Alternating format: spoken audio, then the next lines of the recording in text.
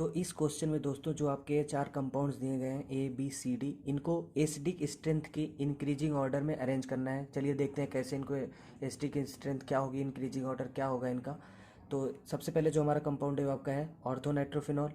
दूसरा जो आपका है ortho and para dinitrophenol. तीसरा है आपका मेटा नाइट्रोफिनॉल और चौथा है आपका पैरा नाइट्रोफिनॉल। तो जो आपका जो सबसे पहला है ऑर्थो नाइट्रोफिनॉल, यहाँ पे जो आपका यूनो2 ग्रुप है ये आपका -M और -I, मीजोमेरिक और इंडक्टिव इफेक्ट -M और -I, ये दोनों इफेक्ट आपको शो करेगा यूनो2 ग्रुप।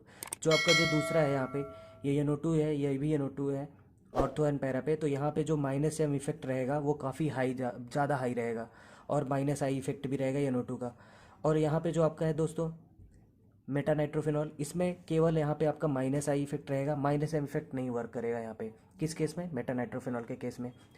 और जो आपका ये है लास्ट वन आपका पैरा नाइट्रोफिनॉल है, तो इस केस में क्या होगा, यहाँ पे आपका -I एंड -M, यहाँ पे भी आपका दोनों इफेक्ट रहेगा।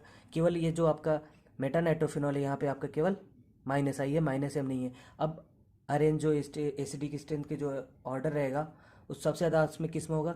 इस केस में, क्योंकि यहाँ पे जो आपका है यूनो2 ऑर्थो पे भी है और पैरा पे भी है, और इस केस में यहाँ पे जो -M इफेक्ट है, मीजोमेरिक इफेक्ट, वो काफ़ी बहुत ज़्यादा होता है। तो सबसे ज़्यादा एसिडिक कौन रहेगा?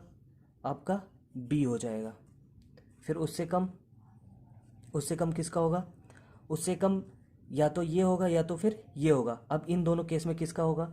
इन दोनों केस में यहाँ पे जो OH होगा वो NO2 के यहाँ पे वो किस में पार्टिसिपेट कर जाएगा? वो पार्टिसिपेट करेगा हाइड्रोजन बॉन्डिंग में, इस केस में ऑर्थो के केस में। जबकि पैरा के केस में NO2 और OH का जो H है वो यहाँ पे जो ऑक्सीजन के साथ हाइड्रोजन बॉन्डिंग में पार्टिसिपेट नहीं करेगा, तो यहाँ पे फ्री रहेगा। तो इस केस में इसकी जो एसिडिक स्ट्रेंथ है ज़्यादा होगी कंपेयर टू ए वाले से। तो आपका कौन सा आएगा? डी आ जाएगा।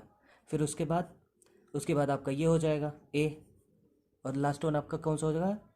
सी। तो आई होप आपको ये क्वेश्चन काफ़ी अच्छा लगा होगा।